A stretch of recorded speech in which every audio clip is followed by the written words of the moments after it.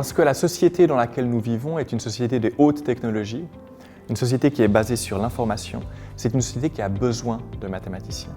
Parce que l'actualité nous montre tous les jours que pour comprendre le monde, pour savoir distinguer la vérité des contre-vérités, il est extrêmement important d'avoir un esprit critique basé sur la méthode scientifique.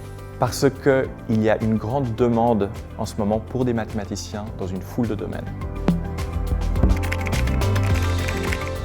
Comme premier débouché, je citerai bien sûr l'enseignement des mathématiques, enseignement dans le secondaire public, mais aussi des HES et autres. Ensuite, il y a le secteur financier, qui a une grande demande de mathématiciens. Ensuite, il y a la recherche fondamentale. Donc là, c'est plutôt une carrière académique. Vous restez à l'université, vous faites de la recherche fondamentale en mathématiques. Ensuite, il y a aussi la recherche appliquée ou industrielle. Alors, il y a une foule de domaines, par exemple la météo, les neurosciences, l'imagerie médicale, les statistiques.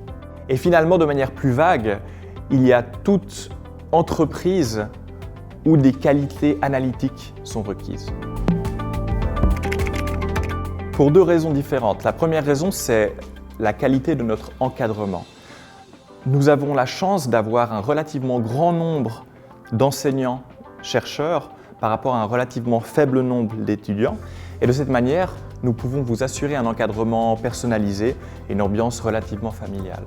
Et d'autre part, il y a l'excellence académique, l'excellence en recherche de notre section. Il y a 3 médailles Fields, c'est essentiellement ce qu'on appelle les prix Nobel des mathématiques. 3 médailles Fields qui sont liées à Genève, c'est un signe indéniable parmi d'autres de l'excellence académique de notre section.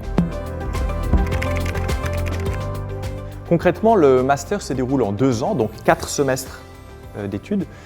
Les premiers 2 semestres, vous avez essentiellement des cours avancés à suivre. Les cours avancés sont donnés par un prof et vous avez des exercices qui sont donnés par un assistant et vous choisissez donc un certain nombre de cours avancés dans une assez grande liste de cours à choix. Vous avez dans les semestres suivants un séminaire à suivre et à animer aussi et vous avez un travail de lecture à faire sous la direction d'un enseignant-chercheur. Donc peu à peu, on a de moins en moins de cours et de plus en plus de travail individuel et personnel à faire. Et finalement, le dernier semestre, le 4e et dernier semestre, vous devez rédiger un travail de master sous la direction d'un enseignant-chercheur. Si vous commencez un master en mathématiques, ça veut dire que vous avez déjà eu une bonne initiation par un bachelor en mathématiques. Ça veut dire que vous avez commencé à voir ce qu'était la beauté des mathématiques, vous avez commencé à goûter à l'esthétique d'une belle démonstration, d'une belle idée, etc. Ce que vous allez découvrir dans un master, c'est une initiation à des mathématiques plus avancées, plus belles on peut dire, et à la recherche. Alors c'est une activité qui est vraiment différente de l'activité de pure étude, ça demande des compétences qui sont différentes et ça amène des gratifications qui sont différentes.